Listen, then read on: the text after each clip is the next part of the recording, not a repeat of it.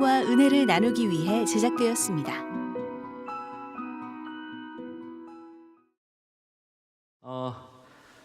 동성애 에이즈 예방 콘서트가 이제 8회째를 맡고 있습니다.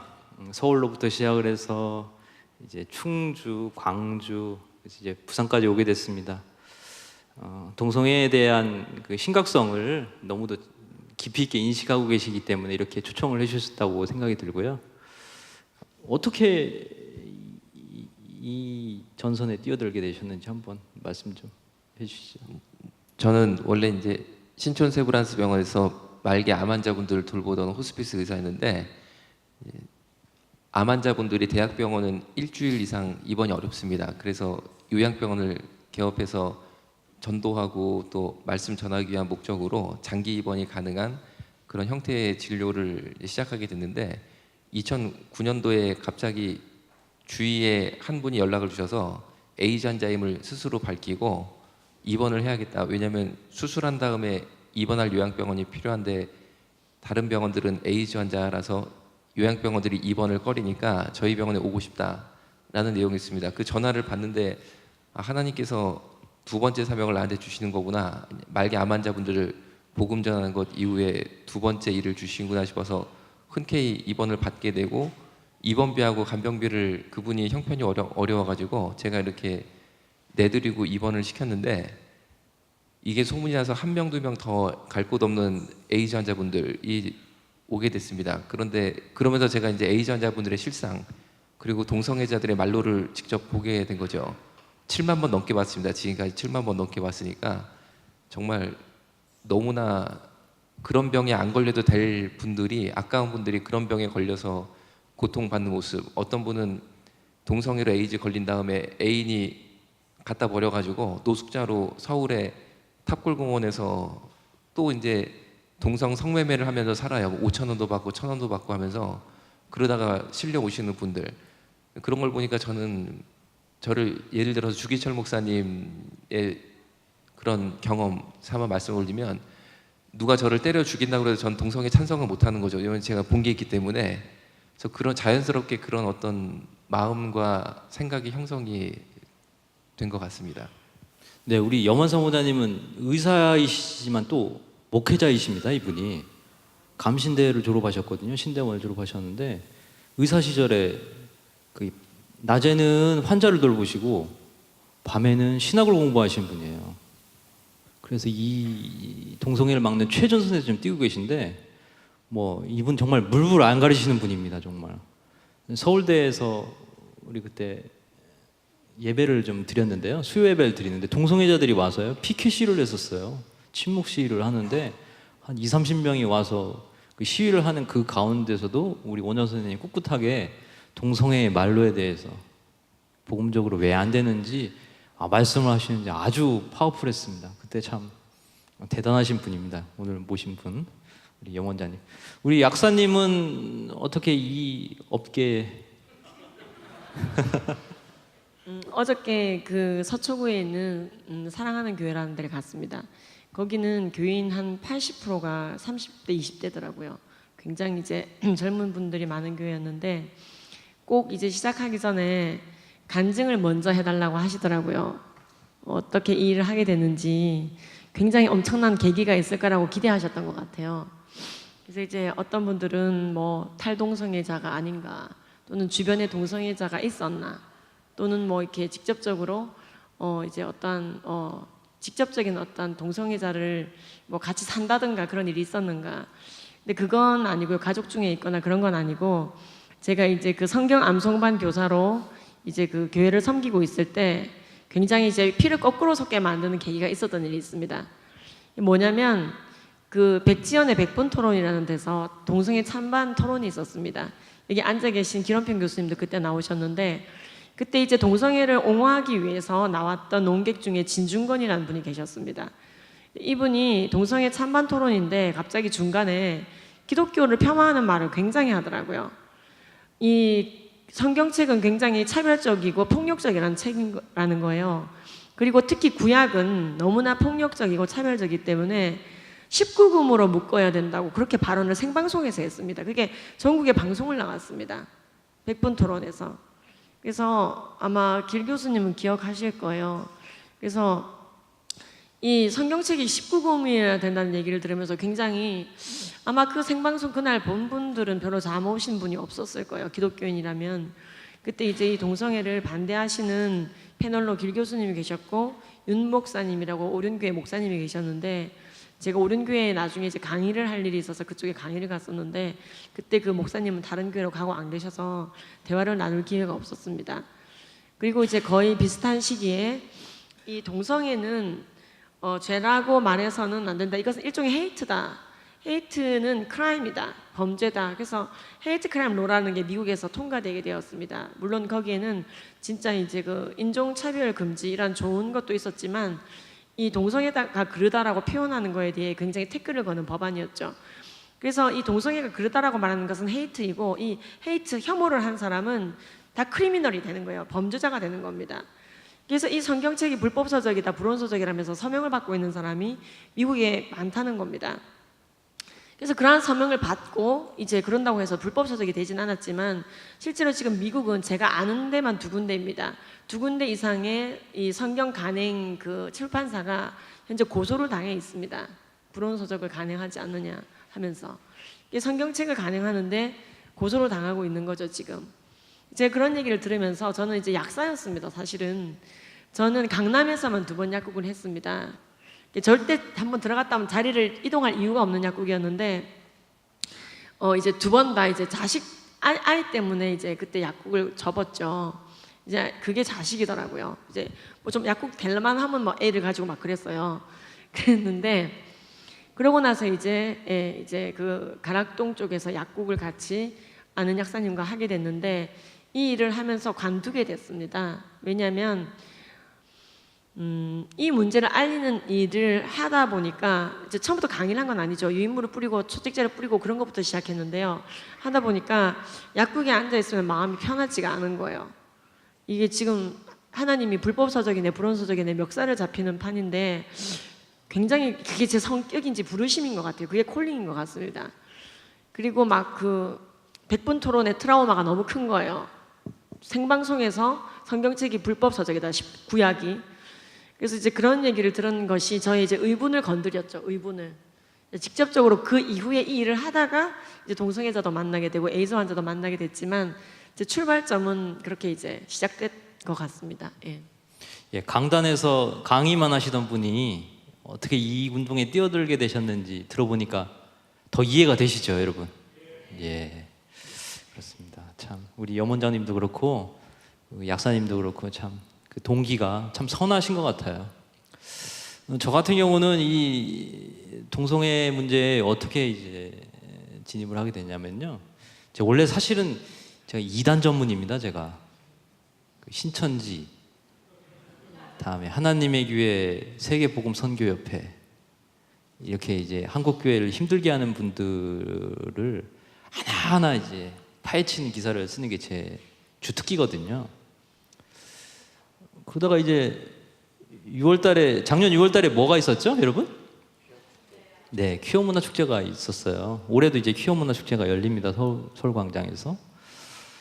이제 퀴어 문화 축제를 취재하다 보니까 이 엄청난 내용들이 들어있는 겁니다. 이게 뭐 에이즈뿐만 아니라 인권, 혐오, 뭐 이 차별, 뭐 이 논리가요 상상을 초월한 내용들이 들어있다는 걸 알게 됐습니다. 그래서 기획 기사를 한 10개를 썼어요. 쭉 썼습니다. 기사를 쓰고 또 취재를 해서 또 기사를 쓰고 하다 보니까 이 뒤에 어마어마한 이거는 이단 못지않게 한국 교회에 엄청난 타격을 줄 수 있는 여러 가지 위험 요소들이 들어있다는 걸 알게 됐습니다. 그래서 이 운동을 시작하게 됐고 책도 쓰고 또 우리 이렇게 일하시는 분들과 같이 만나게 됐고 이제 전국을 순회하면서 이렇게 토크 콘서트도 열고 강연도 하고 이렇게 진행을 하고 있습니다. 우리 염원자님, 우리 동성애 얘기를 하려면 아무래도 에이즈 얘기를 빼놓을 수 없겠죠? 어떤 관계가 있을까요? 제가 참 가슴이 아픈 거는 어떤 거냐면 동성애와 에이즈의 연관성은 너무나 분명 그리고 명확한데 동성애 단체가 계속 이 부부들 흐린다 혹은 물타기를 한다 그런 전략을 쓰고 있습니다. 그래서 동성애가 에이즈의 원인이 아니다. 이런 식의 굉장히 이상한 말을 계속 언론 그리고 정치인들 그리고 친동성애 교수들을 통해서 널리 확산을 시키고 있어서 너무나 가슴이 아프고 그에 따른 막대한 피해를 우리의 젊은 세대들이 받고 있습니다. 동성애랑 에이즈는 강력하고 직접적인 연관성이 분명히 있는 것이 의학적인 사실인데 의사들도 이 얘기를 못하는 거예요. 하면은 테러 당하니까 아무도 얘기를 못하고 있어요. 그 저같이 부족한 사람이지만 그래도 나라도 얘기해야 될 것 같아가지고 이야기를 열심히 하는 거죠. 동성애는 분명히 에이즈와 강력한 연관성이 있고 우리나라의 에이즈 감염의 주 진원지는 남성 동성애자들입니다. 이건 분명한 일입니다. 그리고 우리나라의 에이즈는 남성 동성애자들 사이에서 유행하는 성병입니다.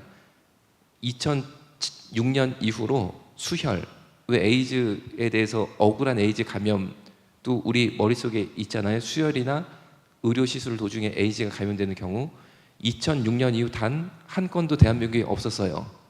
2006년 이후에 에이즈 감염은 100% 성접촉. 그러니까 하나님이 우리한테 가르쳐 주신 거룩한 성. 거룩한 성은 부부 사이에만 허락된 거고 그 부부는 남자와 여자로 구성된 겁니다.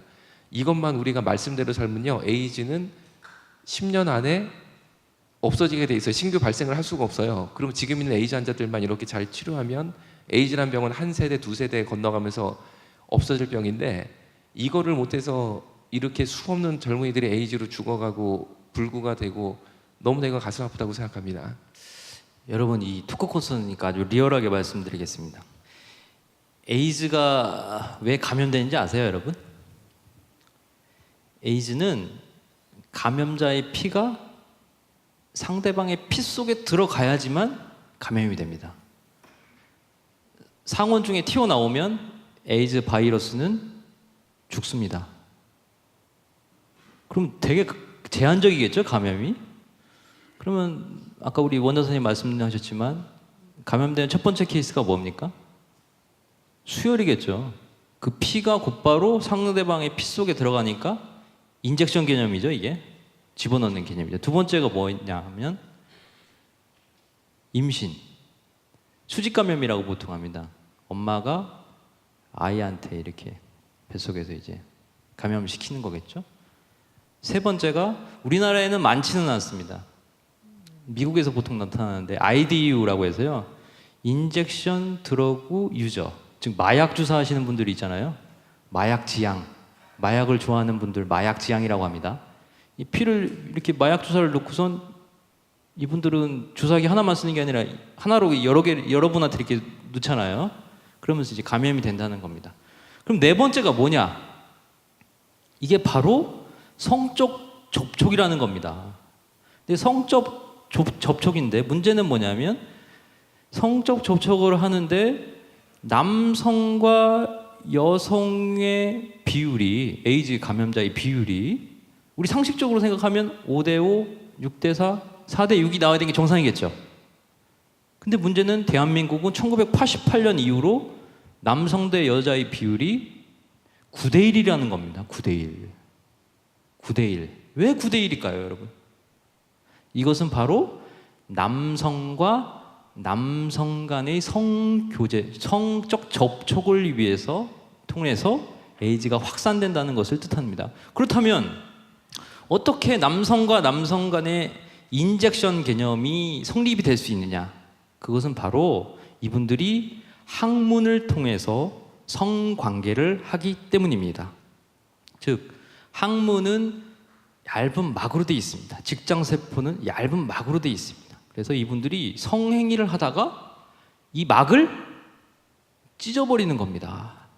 그래서 그 막 사이로 자신의 분비물을 인젝션 시키는 겁니다. 이제 이해가 좀 되시죠, 여러분? 왜 남성 동성애자들이 에이즈에 많이 걸리는지 이해가 되시죠? 네. 우리나라에서는 우리 약사님, 우리나라에서는 보건복지부가 남성 동성애자를 에이즈 감염 고위험군이라고 얘기를 한다고 그러죠? 네, 제3차 국민건강증진 그 계획서에 보면 이제 보건복지부가 굉장히 간단하게 입장이 나옵니다.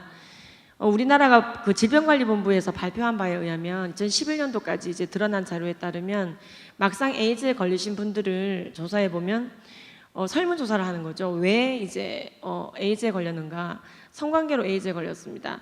어떤 성관계? 네, 저는 동성간 성관계가 아니라 이성간 성관계로 걸렸습니다. 이렇게 자꾸 응답들을 하시는 거예요. 반 이상이. 응답자의 반 이상이. 그런데 이상하게 그렇다면 남자와 여자의 비율이 반반이 돼야 되는데 어떻게 해서 일방적으로 93대 7이라는 비율로 남자들에게 압도적으로 에이즈가 많은가? 그래서 2012년도부터는 질병관리본부가 사실은 이게 이성 간의 성접촉인지 동성 간의 성접촉인지 사실은 발표를 하지 않고 있는데 발표를 하더라도 사실은 저는 큰 의미가 없다 생각합니다. 왜냐하면 그 설문조사에 따라서 하는 거기 때문에 사실 드러나는 열매를 봐야 되는 거거든요. 열매로 봤을 때 지금 현재 백 기자님 말씀하신 것처럼 99%가 성관계로 에이즈에 걸렸는데 어떤 성관계냐? 93%가 남자가 걸리는 성관계거든요. 그래서 이제 세계보건기구가 말하는 WHO가 말하는 전형적인 에이즈 1단계 국가의 모습을 보이는 게 한국입니다. 에이즈에 걸린 사람의 대부분이 성관계로 에이즈에 걸리며 대부분이 남성인 단계죠. 그래서 이제 남성 동성애자가 에이즈를 유포시키는 단계는 1단계 국가가 우리나라이고 우리나라는 대한민국 건국 이래로 지금까지 13,000명 정도 에이즈 걸렸습니다. 그리고 9,600명 정도 지금 생존해 계시거든요. 상당수는 와상 환자로 누워 계시고 상당수는 또 이제 거리를 이제 잘 걸어 다니고 계시죠. 근데 문제는 우리가 2014년도에 신규로 에이즈에 걸리신 1,191명 이분들도 사실은 어떻게 에이즈에 걸린 거냐면 기존에 걸려있는 그 9,000명의 에이즈 환자를 만나서 그분의 혈액 정액 질액 장애 중에 하나가 혈액 정액 질액 장애 중에 하나가 내 피 속으로 들어오는 직접적인 성접촉을 통해 걸린 거거든요. 사실은 추적이 어려운 것도 아닙니다. 이게 에어로 감염이 되거나 그런 것이 아닙니다. 그런데 이러한 상황 가운데서 우리나라 보건복지부가 2011년도에 발표한 에이즈 퇴치 요령으로 이제 그 에이즈 퇴치해야 되는 게 굉장히 많아요. 이제 국가 차원에서 그 안에는 결핵뿐만 아니라 류마티스 이런 것도 포함되어 있습니다. 그래서 그 보건복지부가 발표한 이제 2020년까지 어떻게 이러한 것들을 이제 좀 많이 퇴치할 것인가. 그래서 제3차 국민건강증진계획서에 보면 에이즈 파트가 471페이지부터 나오는데요. 거기 보시면 딱 첫 줄이 남자 동성애자들이 에이즈 검사 잘 받고 남성 동성애자들이 콘돔을 쓰면 많이 떨어진다. 고로 국내 남성 에이즈 환자들은 40% 가까이 2020년까지 에이즈 검사를 받게 한다. 그리고 콘돔 이용률을 증가시킨다. 이게 목표로 되어 있습니다. 이게 국가의 목표예요, 지금. 국가의 에이즈 처치 목표 첫 줄이 국내 남성 동성애자들의 콘돔 사용률과 에이즈 HIV 바이러스 수급률을 높인다가 목표인 거죠. 그래서 이제 그 목표에 도달하고 나면 이제 목적이 달성이 되겠죠. 그래서 아직 우리나라는 WHO가 말하는 에이즈 1단계 국가의 모습이기 때문에 이제 보건복지부가 사실은 굉장히 클리어한 결론을 한 줄에 얘기해주고 있는 거죠. 예. 우리 영 원장님, 그 에이즈 환자 직접 치료하셨죠? 예. 그 화장실 밑에 그 얘기 좀 해주시죠.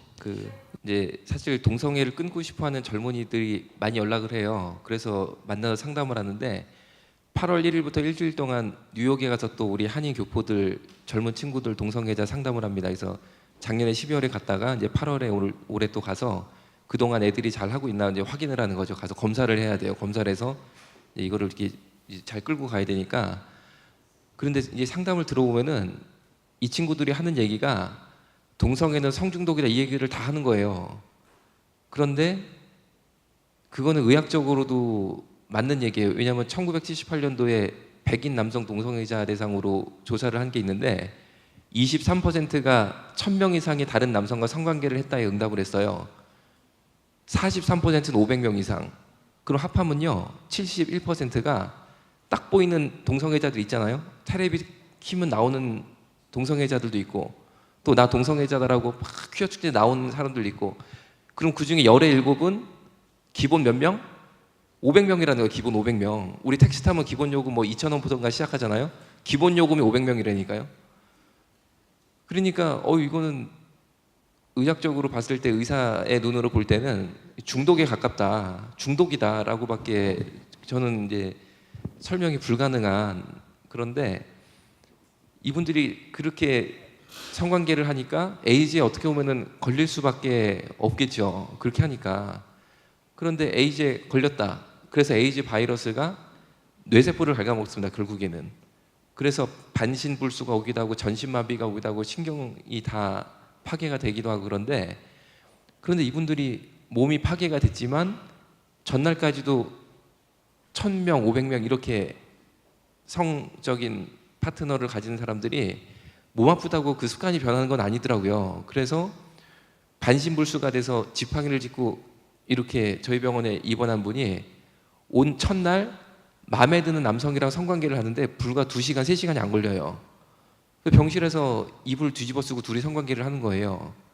이거는 저희 병원에 에이즈 환자만 있는 게 아니고 일반 환자가 200명이 넘게 있고 에이즈 환자가 그 당시 한 60명 있었고 또 실버타운에 140분 정도의 할머니, 할아버지들이 계셨는데 합하면 한 400명 정도의 환자 혹은 어르신들을 모신 거죠. 그런데 일반인에게는 단 한 번도 그런 일이 없었는데 동성애자 에이즈 환자에게는 병실 성관계, 병실에서 못하게 하니까 화장실에서 하고 그래서 화장실에서 못하게 하려고 밑에를 20cm를 잘라서 한 번씩 밑에를 봐서 다리가 2개면 정상, 4개면 비정상.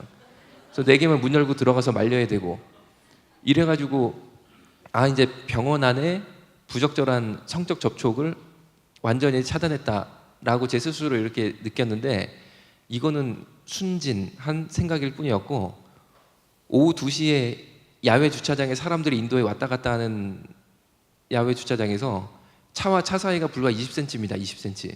거기서 바지를 벗고 둘이 성관계를 하는 거예요. 남성 둘이. 저는 그 이유를 많이 생각했어요. 왜 그럴까? 왜냐하면 그 이유를 알아야지 근본적으로 막을 수 있잖아요. 그 근본적인 이유는 이 친구들은 만약에 어떤 성적인 자극을 받으면 식성이라는 건데 그건 아마 이따가 기자님 말씀해 주시지 않으실까. 그 식성을 발견하고 성적인 충동을 받으면 그 다음부터는 아무 생각이 안 난다. 저는 이제 그렇게 결론을 가진 거예요. 그러니까 중독인 거죠. 내 의지로 안 되고 누가 봐도 상관없는 거예요. 그리고 누가 제지를 해도 무조건 피해 나갈 생각만 하는 거죠. 그래서 자기 의지대로 안 되는 성적 욕구에 대한 빠져들 수 없는 늪. 동성애는 분명히 그런 요소가 있다고 생각합니다. 우리 원장님 최근에 그 보건복지부령 관련돼서 이제 동성애자 에이즈에 감염된 동성애자분들이 전국의 어느 병원이나 선택할 수 있는 걸로 이제 법이 바뀌었다고 그랬죠. 예. 그거 좀 한번 설명 좀 해주실래요? 우리나라가 여러분 절대 동성애를 차별 혹은 에이즈 환자를 차별하는 나라가 아니라고 저는 분명히 말씀드릴 수 있고 그 이유는 세계에서 대한민국만큼 동성애 에이즈 환자분들에게 파격적인 혜택을 베푸는 국가는 단 하나도 없다는 게 제 분명한 소신이고 심지어 미국에서 간호사 생활을 오래 한 분이 한국에 잠깐 나왔어요.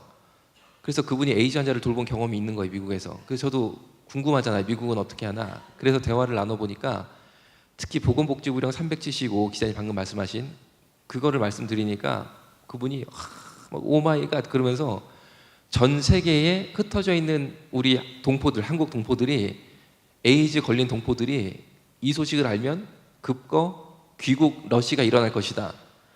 그 정도로 한국이 잘 돼 있는 거예요. 어떤 거냐면은 세계 유일 동성애로 에이즈 감염된 분들을 노후 보장하겠다고 발벗고 나서는 게 대한민국입니다. 노인 요양병원에 입원하면 여러분들 매달 입원비 70만 원, 간병비 40만 원, 도합 110만 원을 내야지만 입원이 되고 나라를 위해 싸우다 다친 분들도 간병비는 내야 돼요. 40만 원. 그런데 동성애로 에이즈에 걸리면 이게 다 무료가 됩니다. 110만 원이 다 무료고 돌아가실 때까지 우리 세금으로 다 지원을 해주겠다라고 이미 결정이 돼버렸어요. 그리고 병원 선택도 국공립병원 같은데 아주 좋은 시설의 병원에 에이즈 병실을 따로 만들어서 관리하면 되는데 동성애 에이즈 환자분들의 요구는 자기들은 그런 건 싫고 아무데나 원하는 병원, 원하는 병실 가고 싶은데 다 가야 된다. 그래서 또 그렇게 해주기로 했어요. 잠깐만요, 원 선생님. 그러면 저희 아버님이 만약 연로하게 되셔서 충남 온양에 있는 노인병원에 이제 입원을 하셨단 말입니다. 입원을 하셨지 말입니다. 그래서 누워 계신데 이제 제가 이제 간병을 하다가 너무 피곤해갖고 잠이 들었어요. 근데 그 옆에 에이즈에 감염된 남성 동성애자 40대 이분이 성적 취향이 저희 아버지랑 같아요. 그럼 어떻게 되는 겁니까? 그게 이제 제가 참 우려하는 내용 중에 하나인데 저 정말 우려가 돼요. 왜냐면은 저는 사실 뭐 책을 보고 요약해서 말씀드리는 게 아니라 제가 느낀 거, 본 거, 체험한 거, 경험한 거잖아요. 하여튼 식성이라는 게 있어가지고 이 놀랍게도 남성 동성애자가 모든 남자를 보고 성욕을 느끼는 게 아니에요. 자기 식성에게만 느껴요. 그리고 식성이 아니면 전혀 관심이 없어요. 그러니까 마치 우리 둘이 남자인데 제가 백 기자님께 뭘 느끼겠냐고, 전 아무 느끼는 게 없잖아요. 식성이 아니면 동성애자도 이런 식이고, 그런데 식성 보면 눈빛이 틀려집니다. 일단 심지어요, 동성애 때문에 고민돼가지고 저희 병원에 상담 온 남성 동성애자가 있었거든요. 3일 동안 입원을 했어요. 그거 상담하려고 입원해가지고 막 상담하고 있는데 제가 불행히 그 친구의 식성이었던 거예요. 이거 실화입니다, 실화. 그래가지고 상담실에 이렇게 앉아 있는데 이렇게 둘이 앉아 있었거든요. 근데 얘가 딱 앉더니 저를 보니까 눈빛이 확 바뀌는 거예요. 근데 뭐 그런가 보다 했어요. 그러니까 들어올 때 눈빛이 앉아서 저를 일단 저를 본 다음에 눈빛이 뭐라 그럴까? 우리가 흔히 왜 교회에서 말하면 뭐에 사로잡힌 눈빛? 일반인들이 이해하기 쉽게 표현하면 정신병자들이 뭔가 이렇게 확 그 정신병 올라왔을 때 눈빛이 있거든요. 본 적 있으세요, 혹시 그런 거? 눈빛이 완전히 틀려집니다. 그러더니 이 친구가 옆에 앉는 거예요. 그래서 나는 또 상담이 뭔가 진지하게 되나 보다. 아주 옆에서 긴밀한 얘기가 있나 딱 앉았는데 여름이어서 제가 반팔 와이셔츠를 입고 있었거든요. 넥타이를 안 하고. 근데 여기 겨드랑이구나요? 그리고 손이 쑥 들어오는 거예요. 그런데 제 가슴을 만지기 시작하는 거예요. 제가 만약 여자 의사였으면 어땠을까요? 만약에 남자 환자가 여자한테 그랬다. 근데 제가 남자니까 약간 제가 웃고 넘겼어요. 그냥 뭐 이러시냐고 손을 뺐는데, 손을 빼니까 이 친구가 포기라는 게 아니고 단추 여기 하나 풀는데 일로 손이 또 들어가네. 그러니까 여러분 이해가 됩니까? 여러분이 아무리 병원 그동안 많이 다녀보셔도 이상형인 의사 선생님이 있다, 여러분 그러신 적 있으세요? 없잖아요. 왜냐면요, 한번 식성 보면 못 참아, 이 친구들이. 그런데 놀랍게도 미국의 에이즈 장기 요양시설에 조사가 다 돼 있는데, 에이즈 장기 요양시설에 입원하는 에이즈 환자 나이가 41세예요, 평균. 그러면 41세가 들어와서 전날까지만 해도 1000명 막 이렇게 성관계하던 친구인데 몸이 아파서 들어왔지만 이거 막 천국이죠. 남자들 쫙 깔려 있어. 식성 보니까 막 있어. 그러면은 저는요, 이거는 사고로 이어질 우려가 크고, 제가 경험한 거에 의하면 의사도 성추행하는데 그 뭐 환자분들이야, 할아버지들 뭐 저항도 못 하잖아요. 의식 없는 분들도 있을 거고, 식물인간. 그러면은 저는요, 너무 그게 우려가 돼가지고 이거 참 어떡하냐, 이 일을. 이거 어떻게 되는 거예요? 참 고민돼서요. 그 동성애를 하시다가 이제 나온 분의 얘기를 들었는데, 자기의 식성에 맞는 사람과 그 식성에 맞는 사람을 봤을 때 그 느낌이 어느 정도냐면요, 이렇게 살짝 스치기만 해도 간담이 녹는다고 표현하더라고요. 여러분 그러신 적 있으세요? 없어요. 우리 사모님들하고 이제 우리 장로님들 만나셨을 때 간담이 녹으실 정도로 그 정도 아니신가요? 그 정도로 표현을 하시더라고요. 하루 온종일 그 생각만 하신답니다, 이분들이. 그래서 이 욕구 불만이 엄청나게 내재돼 있대요. 그러다 보니까 이것이 채워지지 않다 보니까 이 삶에 대한 어떤 우울증이 오고, 그다음에 사회에 대한 반감이 생기고, 그러다가 이제 그걸 극복을 못하면 결국 자신의 생을 마감하는 그런 일들이 벌어진다고 합니다. 우리 약사님, 이제 에이즈 얘기 이제 좀 했으니까 이제 인권 얘기로 넘어가야지 않겠습니까? 그들은 이제 우리 보고 이제 반인권 세력이라고 합니다. 우리가 이제 반인권 세력이에요. 우리가 이제 혐오 세력이라고 하잖아요. 그 얘기를 한번 해도록 할까요? 인권자가 들어가는 게 굉장히 많습니다. 그래서 뭐 학생인권 조례, 그죠? 인권 헌장, 성북 구민 주민 인권 헌장, 뭐 그런 거 있죠. 인권 보도 준칙, 뭐 인권 들어가는 게 맞아요. 인권의 도시. 예. 그런데 이제 저는 굉장히 이 일을 하다가 굉장히 이제 좀 놀랍고 실망스러운 것 중에 하나가 인권 보도 준칙이었습니다. 인권 보도 준칙이 뭐냐면 이제 대한민국에 이제 국가인권위원회라는 데가 있습니다. 이 국가인권위원회와 대한기자협회가 같이 국가인권위원회 주도로 만든 인권 보도 준칙이라는 일종의 어떤 이제 서약서처럼 그런 거죠. 의사들의 히포크라테스 선서처럼. 이 내용을 보면 이 안에 좋은 것도 많이 있는데 항상 독소 조항이 문제죠. 이 인권 보도 준칙은 기자가 성소수자와 특정 질환을 연계지어서 보도할 수 없도록 하는 아주 악한 조항이 있습니다. 그래서 성소수자가 특정 질환과 연관이 되어지게 보도를 할 수가 없습니다. 사실이라 할지라도. 그래서 예를 들어서 성소수자가 마약과 도박을 하고 뭐 에이즈에 걸리고 이런 얘기를 할 수가 없어요. 이제 그런 걸 하면 인권 보도 준칙에 위배되는 게 됩니다. 그래서 재밌는 건 담배를 많이 피우는 사람이 아무래도 폐암에 많이 걸린다 이렇게 말하는 건 흡연인과 특정 질환을 연관 짓는 거잖아요. 흡연인을 특정 질환과 연관 짓는 것은 인권 보도 준칙에 어긋난 게 아닌데 성소수자가 에이즈에 많이 걸린다, 메독에 많이 걸린다, 콘딜로마에 많이 걸린다, 간염에 많이 걸린다. 이 미국 질병관리본부나 유엔사나 에이즈관리국이나 WHO가 말하는 거 그대로 인용만 해도 인권 보도 준칙에 어긋나는 것이 되는 겁니다. 그래서 사실은요, 지금 트루바다라는 약이 있습니다. 이 트루바다라는 약은 굉장히 이제 그 에이즈 바이러스 억제 효과가 클 뿐만 아니라 예방 효과가 인증된 유일한 약입니다. 그래서 FDA에서 에이즈 예방약이라고 이름을 쓸 수 있도록 허가받은 약입니다.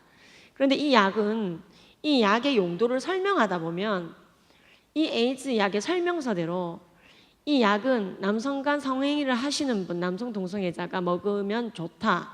왜? 남성 동성애자들이 에이즈 많이 걸리는데 그런 사람들은 이 약을 먹어야지 예방이 될 거 아니냐. 이것은 이 약 설명서뿐만 아니라 미국 질병관리본부가 하고 있는 말입니다.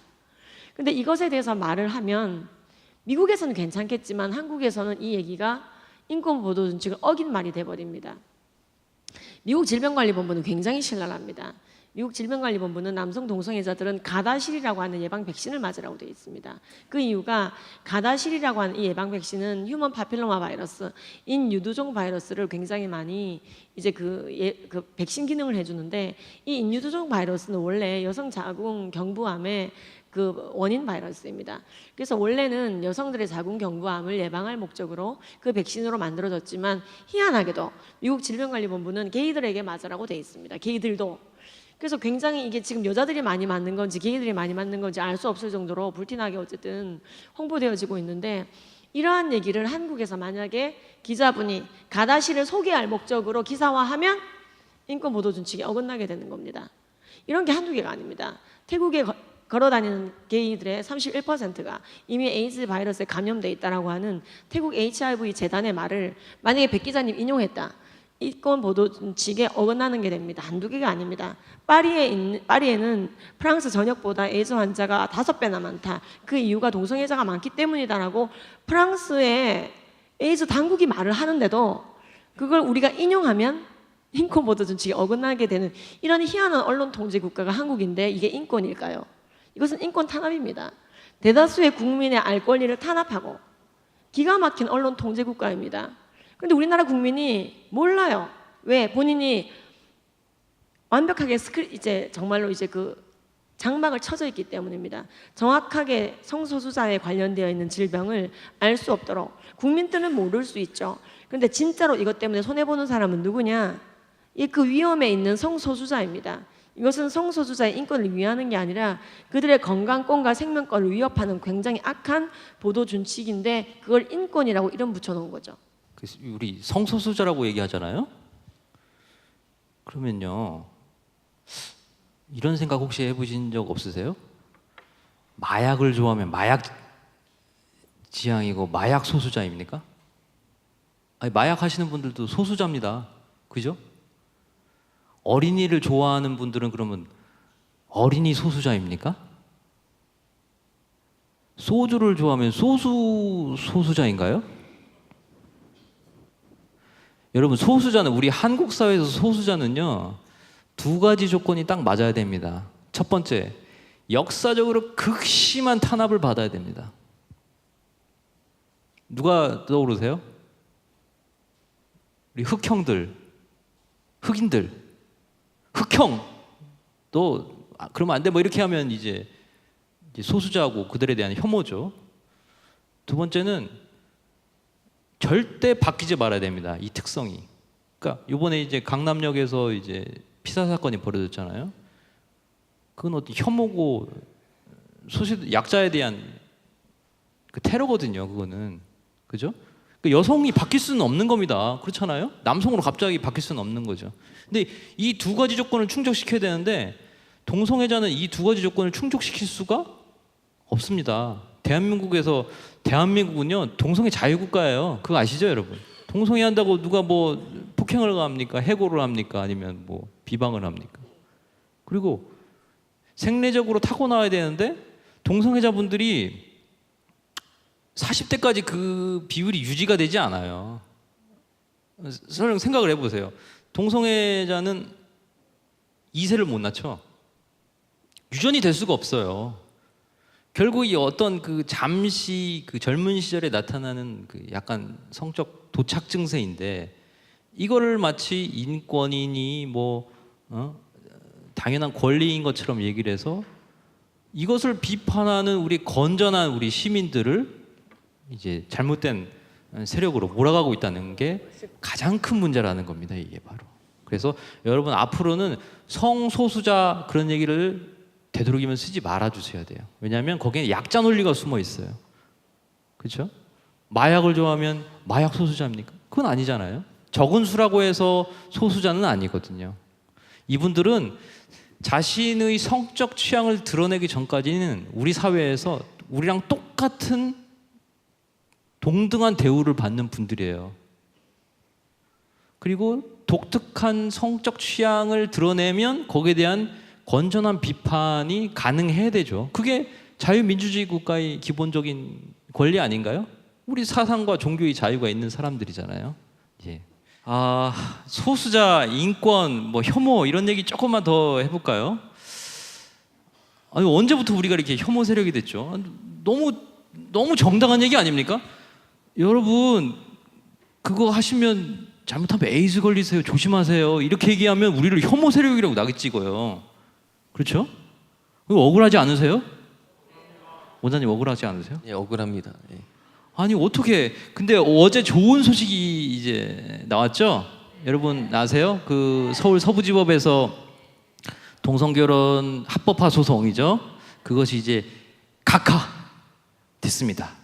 이게 이 각하가 뭐냐면요, 이게 말이 안 된다 니네. 우리가 이제 판단할 계제가 아니다. 네 그만해라. 하고 딱 그친 거예요. 근데 이제 뭐 전투력을 조금 더 갖춰서 이제 또 이분들이 이제 뭐 상소를 한다는 그런 얘기가 들리더라고요. 김조광수 씨가 이제 19살 연하의 남자랑 결혼을 했어요. 남자끼리 결혼을 한 거죠. 그래서 서울 서대문구청에 그 혼인신고서를 낸 겁니다. 근데 여러분 잘 아시겠지만 공무원분들은 규정과 원칙과 뭐 법률에 위배되면 어떻게 해요? 거절하죠. 그분들한테는 권한이 없어요. 규정에 맞으면 오케이, 수리. 규정에 맞지 않으면 거부. 이거거든요. 근데 대한민국은 분명합니다. 헌법상 결혼의 정의를 일남 일녀의 혼인으로 규정하고 있어요. 그 서울 서대문구청이 어떻게 하겠습니까? 리젝을 시킨 거죠. 거절을 시킨 거죠. 근데 이 김조광수 씨가 어떤 결정을 내렸냐면 이걸 갖고선 서울 서부지법에 달려간 거예요. 그래서 왜 나의 결혼을, 이 평등한 결혼을 왜 인정해주지 않냐고 서울 서대문구청을 상대로 해서 소송을 제기한 겁니다. 언뜻 보기에는 그럴싸합니다. 근데 여기에 아주 무서운 사실이 하나 숨어 있습니다. 뭐냐면 서울 서대문구청은 소송의 대상이 될 수가 없어요. 왜냐? 김조광수 씨가 정말 동성결혼을 합법화시키고 싶다면 서울 서대문구청을 상대로 해서 소송을 제기하는 게 아니라 대한민국 박근혜 대통령님과 300여 명의 국회의원을 로비를 해서 헌법을 바꿔야 되는 문제입니다, 이게. 근데 국민들이 모르니까 이거를 이제 편법을 써서 이제 선동적으로 이제 소송을 제기한 거죠. 오늘도 이제 기자회견을 봤더니 무슨 사랑은 강하다? 뭐 이렇게 말씀을 하셨더라고요. 그 사랑이 뭡니까? 남성 간 성행위거든요. 본질은요. 남성 간 성행위가 우리 대한민국의 건전한 법보다 더 뛰어나다는 겁니까 지금? 이분들의 얘기를 잘 가려서 들어야 됩니다, 여러분. 그냥 이렇게 그냥 말하는 것을 그냥 그대로 수용하시면 여러분 이제 앞으로는 그렇게 하면 절대 안 되고요. 대한민국에서 동성결혼을 합법화 시키려면 대한민국의 박근혜 대통령님과 국회의원 300명이 헌법 개정안을 발의를 해서 국민투표를 거쳐서 통과를 해야지만 대한민국의 동성결혼이 합법화될 수 있습니다, 여러분. 어디요? 뭐 동래구청, 뭐 서대문구청, 뭐 관악구청을 상대로 해서 소송을 제기한다고 해서 풀어질 문제가 절대 아니라는 것을 여러분 머릿속에 반드시 기억을 하셔야지만 이분들의 잘못된 논리를 분간해 낼 수 있습니다. 네. 그리고 또 한 가지 알아야 될 게 헌법으로 일남과 일녀의 사회적 육체적 결합이라고 정의되어 있기 때문에 우리나라는 동성 간의 결혼이 인정이 되지 않을 거다라고 완벽하게 헌법이 고쳐지지 않으면 괜찮을 거라고 완전하게 안심만은 할 수는 또 없는 부분이 있다는 건 아셔야 됩니다. 뭐냐면 미국은 일남과 일녀의 결합으로 인정되어 있지 않고 결혼이란 두 사람의 결합으로 되어 있기 때문에 동성 결혼이 비교적 통과되기 쉬웠습니다. 그래서 작년에 통과됐죠. 근데 스페인은 동성 간 결혼, 그러니까 결혼이라는 것의 정의가 스페인도 한국처럼 미국과는 달리 한국처럼 결혼이란 일남과 일녀의 사회적 육체적 결합이라고 돼 있습니다만 스페인은 동성결혼이 통과돼 버렸습니다. 이상하죠? 헌법이 일남과 일녀 간의 결합이라 돼 있는데 왜 남자끼리 결혼이 인정됐는가? 그게 근간이 보면 젠더 이론입니다. 내가 몸은 남자지만 내 정신이 여자다. 내가 주장컨대 난 여자다. 그렇게 말하면 만약에 두 분이 얘기를 우리가 보기에 멀쩡해 남자 둘인데 갑자기 한 분이 헷가닥해서 나 지금부터 여자야. 나는 내 정신이 여자야. 나의 자기 성적 결정권을 인정해줘. 그래서 자기 성적 결정권이 강화된 사회일수록 이분의 이 의견을 존중하게 됩니다. 내가 100번 봐도 네가 남자인데 XX 염색체가 아니라 XY 염색체인데 염색체로 나오지만 네가 생각하기에 네가 여자니? 그러면 인정해줄게. 이렇게 되면은 만약에 두 분이 결혼한다 그러면은 일남과 일녀의 결혼이 돼버립니다. 그래서 스페인이 통과가 된 겁니다. 그래서 젠더 이론이 무서운 거예요. 사회적 성, 내가 생각하는 성, 생물학적 성보다 타고난 성보다 생물학적 성보다 사회적인 성이 강화되는 순간에 그래서 간통죄가 무서운 겁니다. 간통죄 폐지가 무서운 겁니다. 간통죄가 무서운 이유가 자기 성적 결정권을 굉장히 인정해주는 간통죄를 폐지해버린 게 자기 성적 결정권을 굉장히 강화시키는 겁니다. 예, 성별뿐만 아니라 성적 결정까지도. 그래서 간통죄를 부활해야 되는 이유가 자기가 뭐라 결정했던 간에 조강지처와의 약속을 더 중시해야 된다. 이걸로 돌아가야 됩니다.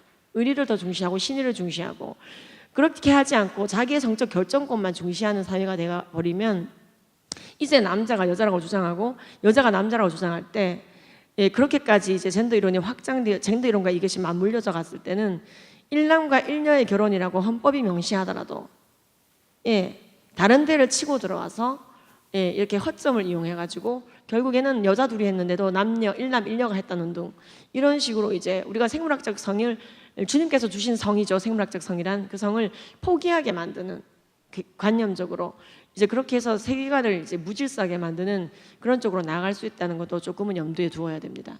예. 이거 화면 한번 보실까요? 이게 네덜란드의 신규 에이즈 감염자 수치입니다. 뭐 빨간 줄에 이렇게 쭉 거 있는 거 보시죠? 거기 뭐라고 써 있습니까? 75라고 써 있습니다. 남성 에이즈 감염자 중에 75%가 MSM, 게이라는 뜻입니다. 게이에 의해서 에이즈가 확산이 된다는 뜻입니다. 이게 대한민국의 얘기가 아닙니다. 남성과 남성의 동성결혼을 합법화시킨 네덜란드의 얘기입니다. 다음 장 넘겨주세요. 이 네덜란드 얘기입니다.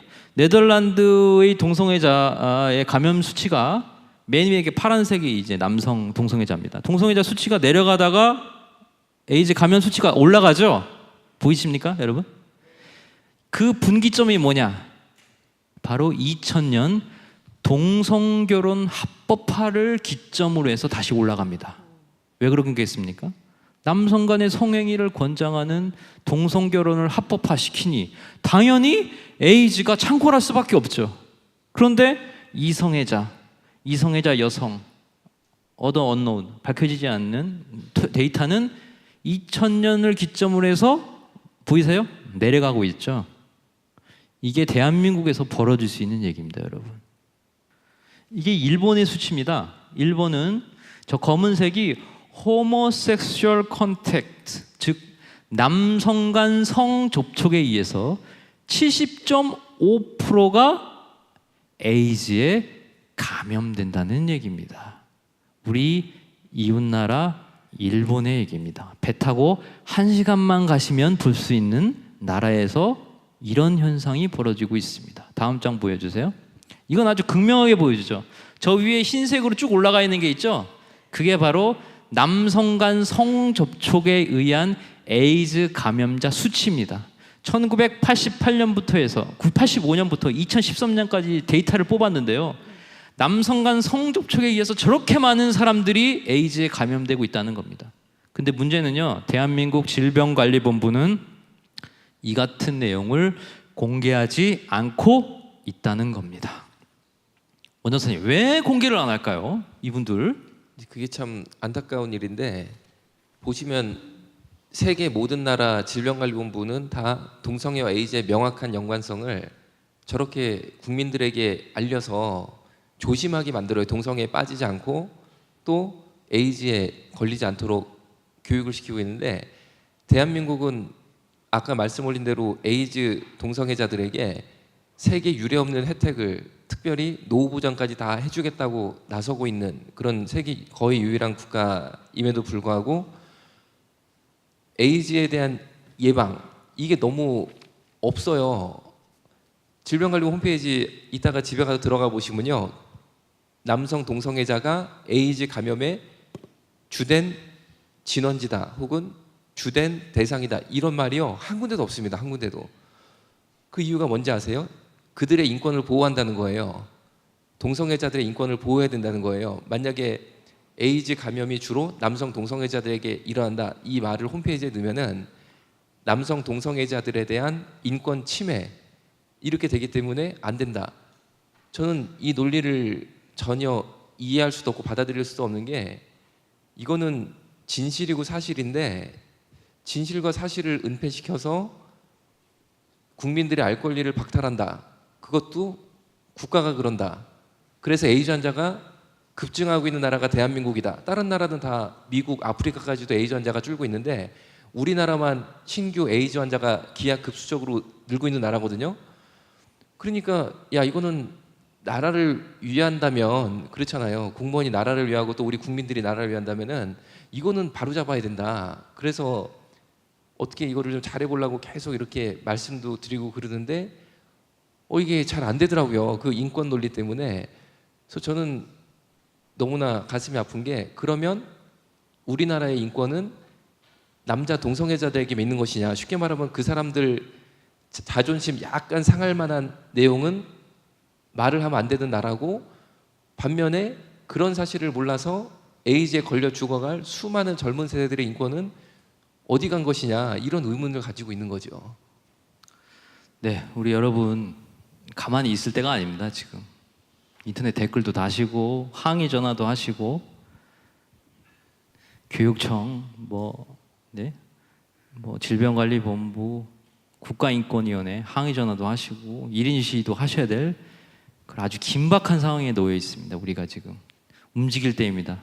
하여튼 다양한 이런 생태계를 좀 구축을 해서 동성애로부터 조국교회와 사회를 지키는데 함께 해주셨으면 좋겠습니다. 네.